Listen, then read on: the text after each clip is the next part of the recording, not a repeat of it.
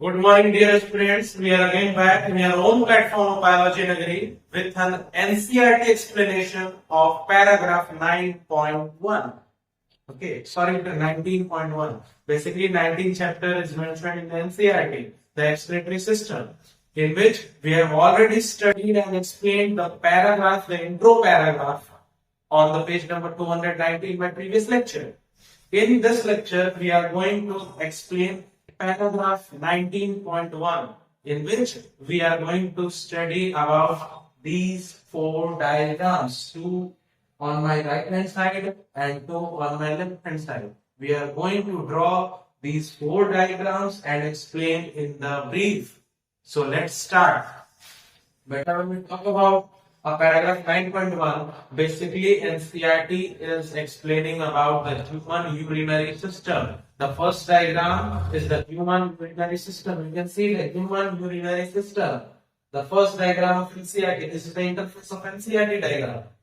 And I am going to draw this diagram by its own for a better explanation.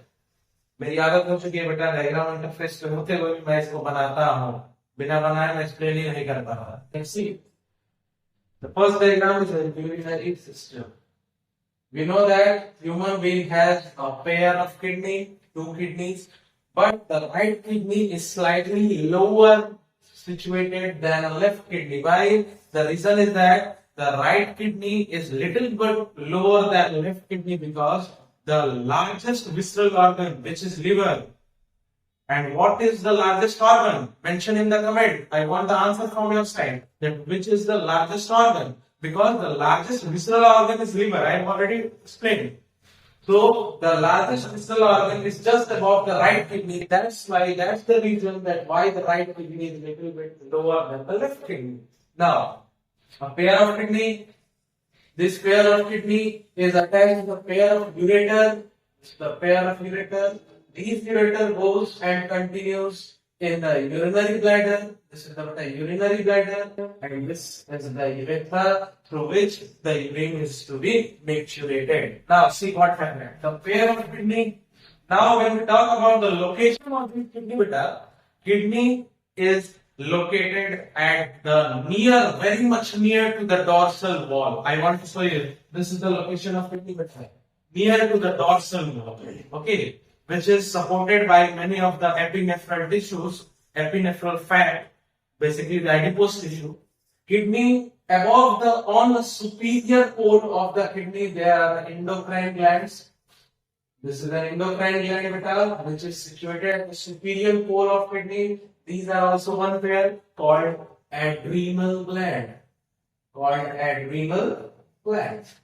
This is an endocrine gland. We have already studied about the endocrine gland in the endocrinology, the chemical control and coordination, in which I have explained you the role of adrenal gland. It was called emergency hormone. But here is not the right place to talk about the adrenal gland. I was just showing the location. So the adrenal gland is located at the superior pole of kidney. If there are two kidneys, there will be two adrenal glands also. Inside the kidney, there will be the formation of urine.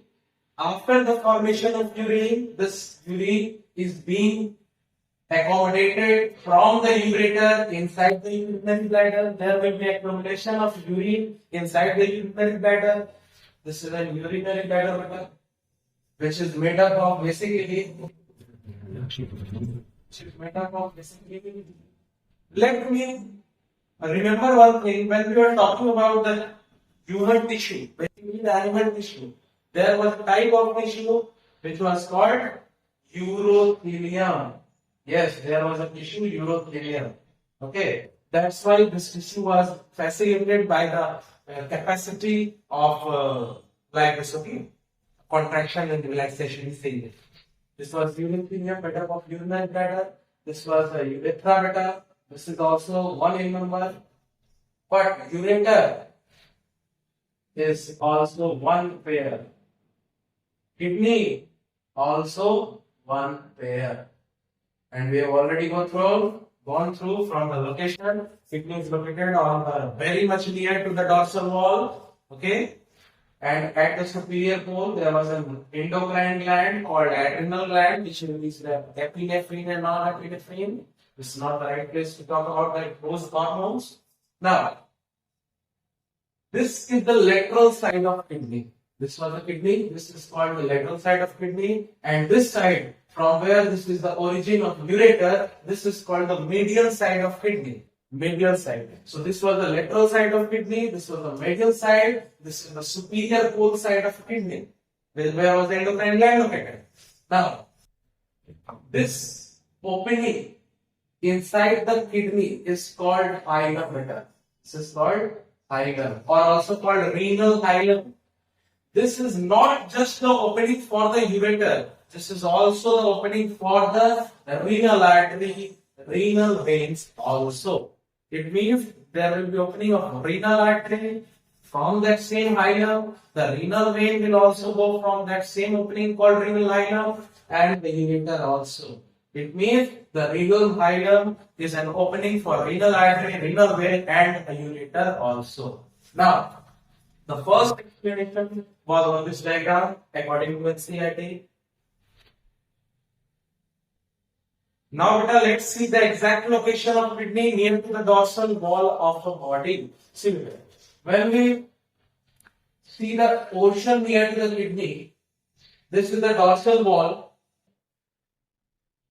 If we assume that here was a kidney bean shaped according to NCERT and certain bean shaped, there will be a layer of peritoneum. This is the layer of peritoneum, which is not invested inside the kidney for the protection, but just covered from the upper part. It means kidney is called retroperitoneal organ. That's why I am telling that kidney is called retroperitoneal organ.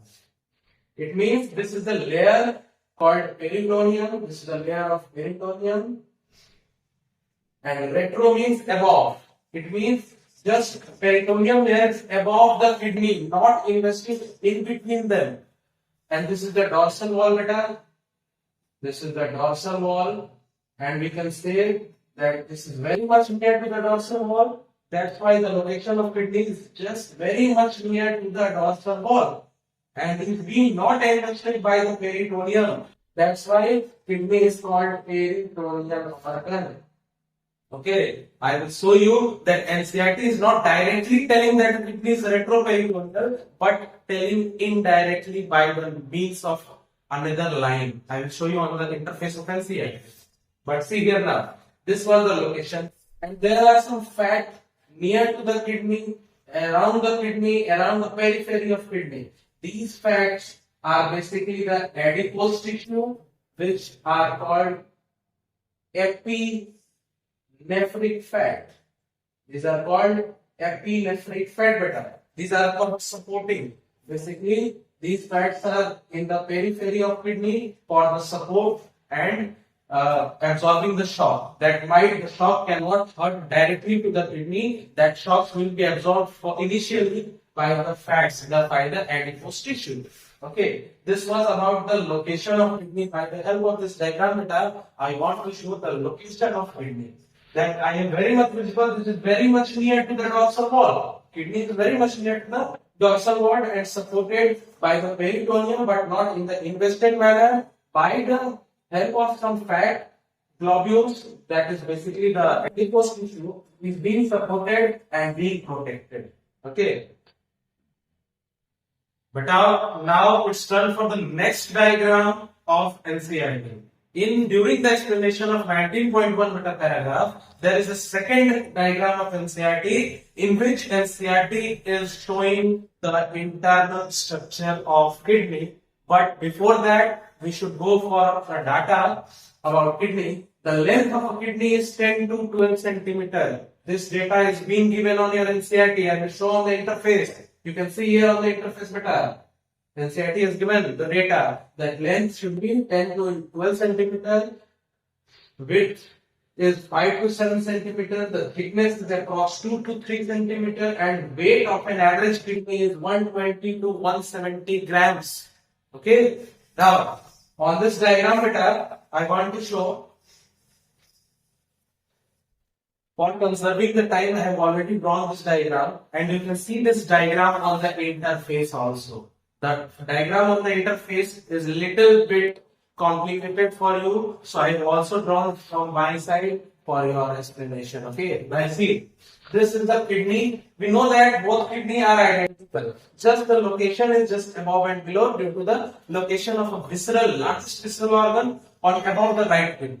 But all things are same right now. This is the kidney. The outermost layer of the kidney, this red colored mark, is called renal capsule beta. This is the renal capsule. The word renal will also always used for the kidney only. The word renal is for kidney. The renal capsule, the outermost covering of the kidney. Okay. Now see, this is kidney. You can see here kidney is being divided into two parts. First, this part, which is called the cortex part, and this part, the medulla part. It means kidney is being divided into two parts. The outer is the cortex, inside is the middle. At the junction of both cortex and medulla, there are triangular shaped pyramids which are 6 to 7 in number in each kidney. Okay, these are the pyramids called renal pyramids. These are the renal pyramids. These are basically the shape like pyramid. That's why it is called renal pyramid. It is also called medullary pyramid because the pyramids are present in the medullary part of the nephron. Sorry, the kidney. Okay. The pyramids are present in the medullary part of kidney. That's why they are also called medullary pyramids. Now, these are 6 to 7 in per kidney. The number of renal pyramids or medullary pyramids are 6 to 7 in each kidney. Now, what is going to happen here? In this cortex region, this is the region of cortex, there are the nephrons, which are the functional unit of kidney, which we'll further study also in the same lecture. There are presence of nephron, and the function of nephron is the formation of urine. It means the nephron are preparing the urine and giving to these renal pyramids, and the tip of these pyramids, you can see here the tip of these pyramids are called papilla. This is called papilla. Basically, this is the tip of renal pyramid. It means the nephron are giving the prepared urine to the tip of the renal pyramids, which are called papilla. These papilla are connected by a root. These are the connective roots called minor calyx. These are called minor calyx. And these minor calyx takes that urine from each medullary pyramid and continues in the common path called major calyx. Called major calyx. And these major calyx opens into a wide area called pelvis. This is the area of pelvis. This is the area of pelvis. Okay. And this pelvis opens into the ureter, by which the ureter is taking that urine inside the urinary bladder for the accumulation. After the order of central nervous system, that urine will be micturated from the body through by urethra, through by in case of males, through by male external genitalia, in case of females, through by female external genitalia. These are the renal artery and renal vein, which I have already taught that renal artery, renal vein, along with ureter, will open at the hilum. This is the hilum, also called renal hilum. Okay, it means these were the renal pyramids. I have already mentioned. The space between these pyramids, you can see here this space. I am writing here, shading this part. Shading the parts between the renal pyramids. These spaces are called column of Bertini. Column of Bertini. According to NCERT, this is called renal column. NCERT is telling the renal column. And renal column and column of Bertini both are same. Don't confuse in between these two concepts. Okay. The space between These renal pyramids, which I have shaded for you, are called column of Bertini, or we can also say, according to NCERT, the renal column. And renal column are not anything new, just the extension of cortex inside the medulla. You can see here, these medulla, this cortex part is being immersed in between these pyramids. These cortex part has been extended inside the medullary part and just between the renal pyramids. That is actually the column of Bertini. It means column of Bertini is just the modification and extension of cortex part in between the renal pyramids. Okay. I hope these are almost clear. Now beta, see here. From here, I am repeating because this is very important concept according to NCERT and for NEET also. In the cortex region, there will be nephron. Nephron are the functional unit of kidney. That's why they are preparing the urine for the kidney. After the preparation of urine, formation of urine, the urine is being given to the tip of medullary pyramids, and these tips are called papilla. After receiving by the papilla, these urine are given to the minor calyx. Minor calyx opens into major calyx. Major calyx accumulates all the urine at the wider space called pelvis. These pelvis insert that urine in the ureter, and through by ureter it will be given to the urinary bladder after an accurate time that will be curated from the body. Now, NCERT and NEET ask what is the route?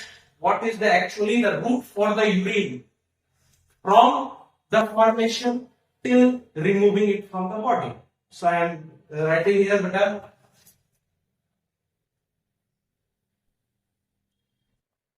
Now see, beta, what is the route from the formation of urine inside the nephrons, which was the functional unit of kidney, till the removal from the body? It means picturation. So there was the formation of urine, beta, in nephron.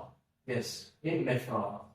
After the formation of urine in the nephron, collecting that has given it to the papilla, which is the tip of, yes, renal pyramid. After getting the papilla, given to the minor calyx. Minor calyx. After minor calyx, it is given to the major calyx. Major calyx given to a wider space pelvis. This was the wider space pelvis. After pelvis, it is given into the ureter. After ureter, into the urinary bladder. And after the central nervous system's order, it will be micturated. Micturated means the removal of urine from the body. Okay. It is also known as urination, termed also as micturation. All are the same concept. Is it clear? This was the second diagram according to NCERT. I hope this diagram is almost clear. Now, but I turn for the third diagram according to NCERT. This is basically the diagram of a juxtamedullary nephron, which was the functional unit of kidney. Why I am talking about the juxtamedullary nephron? I want to tell you that there are basically two types of neuron. One, the cortical nephron. I am repeating neuron. That's basically the nephron. Okay. The nephron is of two types, beta, the cortical nephron and the juxtamedullary nephron. Don't go on the name, because name is indicating that the nephron which is present in the cortex region is called cortical, but that is not the true. Actually, the medullary nephron, which is called juxtamedullary nephron, or the cortical nephron, both are present in the cortex region only. But in the case of medullary nephron, the loop of Henle part is being merged in the medullary part, and little bit part of collecting duct is also being merged in the medullary part. But the major section, the major part is being in the cortex only, in case of both cortical as well as juxtamedullary nephron. You can see on the diagram that is drawn by me. I will also show the interface. According to NCERT, that is very much complicated. You can see here the complicated diagram. This is the same diagram by NCERT, but this is complicated for understanding. That's why I have shown you by me. Nothing. The above part is of cortex. the lower part is of medulla. I have divided this bone into two parts. Okay. Now you can see here the major portion of the nephron is at the cortex region. Okay. And little bit portion of loop of Henle and half of the portion of collecting duct is in the medullary part. Now see, this capsule-like structure, this is capsule-like structure called Bowman's capsule. This is called beta the Bowman's capsule. The capsule-like structure, the Bowman's capsule. Now see, this Bowman's capsule is being continued in the convoluted structure. This is highly convoluted structure called PCT. This is PCT. Proximal because it is first, convoluted because of its convoluted structure, tubule. This is a tubule. That's why it is called proximal convoluted tubule. Highly convoluted structure. Starts into the loop of Henle. This portion is called the portion of loop of Henle. So one portion is coming downward. This is called the descending loop of Henle. But you have useful confined structure, confined this concept with the concept of mathematics of descending and ascending order. You have studied in the mathematics the concept of descending and ascending order. This is the descending loop of Henle. This is called the descending loop of Henle. So this will be called the ascending loop of Henle. The ascending loop of Henle, beta. You can see the descending loop of Henle is thin and regular in the diameter. But in the case of ascending loop, some of the portion is thin, but major of the portion is thick. 70-20% portion of ascending loop of Henle is thicker. Only 20 to 30% portion of ascending loop is thick. So I have drawn like that. Now see, this was the loop of Henle, which is being divided into two, the descending loop and the ascending loop. Now, the ascending loop again enter in the cortex region beta. This is the cortex region. Enter in the cortex region and continues into again a convoluted structure. This is again a convoluted structure called DCT. Distal convoluted tubule. This is tubule and high convoluted structure. That's why it is called distal convoluted tubule. This distal convoluted tubule again comes and enters into the collecting duct. This is the collecting duct beta. This is the collecting duct. And let me give you a question of need. This collecting duct is a part of kidney or not? Basically the part of nephron or not. So I want to tell the collecting duct is not a part of any individual nephron. Because many of the nephrons basically is going and enter into this common collecting duct. From here, any density was coming here and accumulating the urine from that particular nephron. From here, different nephron is collecting a urine into this collecting duct. It means the collecting duct is not a part of any individual nephron. Are you getting that?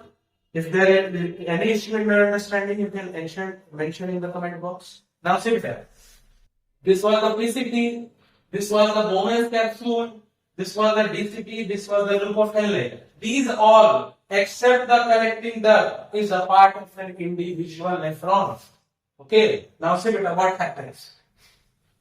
An artery carrying oxygenated blood is coming in the kidney, basically near to the nephron. Let's draw. This is the artery. This artery is being merged here in a parallel tubular form and again open into an arteriole. But generally what happens beta? Artery submerges into arteriole and again starts into the veniole.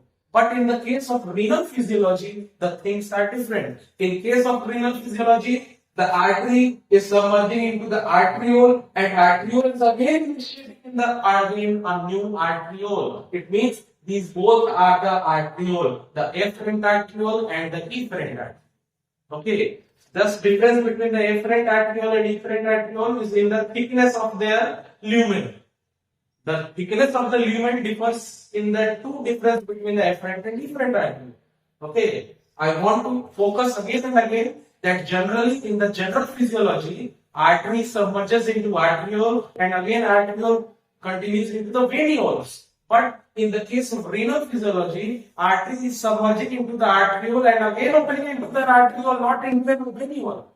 Okay. Now see that this tubular capillary, the tuft of capillary, you can see here, this is a tuft of capillary, guchha hai capillary. This tuft of capillary is called glomerulus.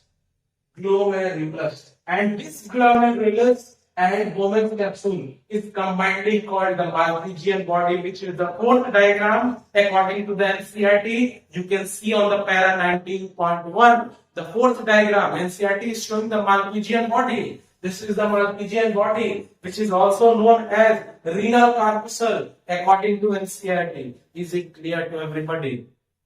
I want to again focus that this glomerulus, it means the tuft of capillary along with this Bowman's capsule, combinedly, this structure combinedly called the Malpighian body or renal corpuscle. Both name is mentioned in your NCERT. I will show you on the interface better.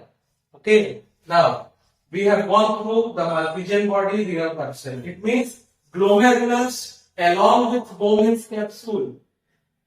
Glomerulus along with Bowman's capsule, both combinedly called the Malpighian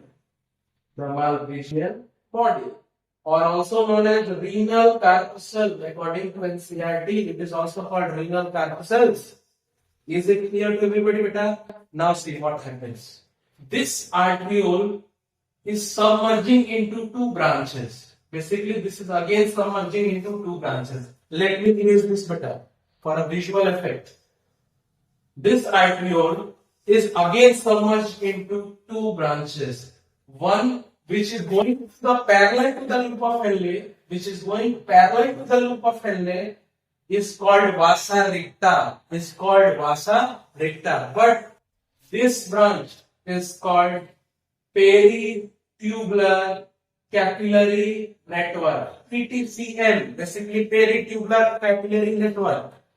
Now I want to tell you that this arterioles branch will be continued just parallel to the loop of Henle, but in the case of juxtamedullary nephron only. That's why NCERT has mentioned the very much visible line that the vasa recta is being absent or very much negligible in the case of cortical nephron. In the case of cortical nephron, beta, there will be no loop of Henle, and if there will be no loop of Henle in the medullary part, there will be no parallel to the vasa recta. That's why vasa recta is only present in the juxtamedullary nephron.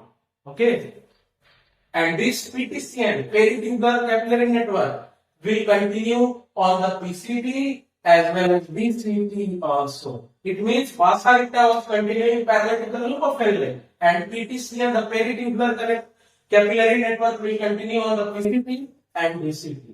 Is it clear?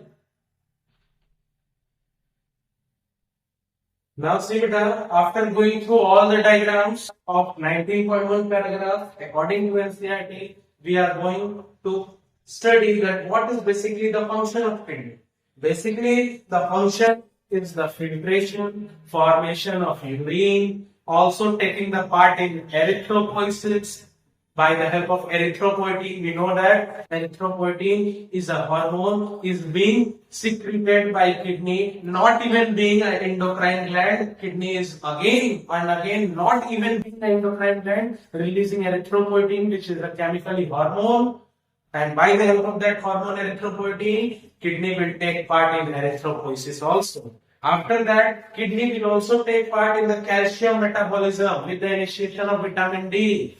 Okay, after that, these are the osmoregulation, one of the most important part, because we know that in the case of nephridia, kidney, these all excretory organs are initially taking part in osmoregulation and after that taking part in the excretion. It means osmoregulation means the balance of body fluid in compared to the salts and the ions present in the body. These are the osmoregulation. So this was the function of kidney. What will happen if kidney is being abnormal or being ruptured? It means we can do the dialysis and maintain all these, and by giving the vitamin D we can maintain this calcium metabolism in the case of rupture of kidney also, and by providing the erythropoietin externally we can also maintain erythropoiesis. It means these three we can control by dialysis and by providing vitamin D capsule externally we can maintain the calcium metabolism of that patient, and by providing erythropoietin externally we can maintain erythropoiesis. It means if a patient has ruptured kidney, we can do dialysis for these three functions, maintenance of these three functions, and by providing vitamin D externally we can maintain the calcium metabolism of that particular patient, and by providing erythropoietin externally we can maintain erythropoiesis also. It means this was the clear concept of kidney, function of kidney, what will happen when the abnormality of kidney. Let's continue in my channel. We will meet in the next paragraph 19.2.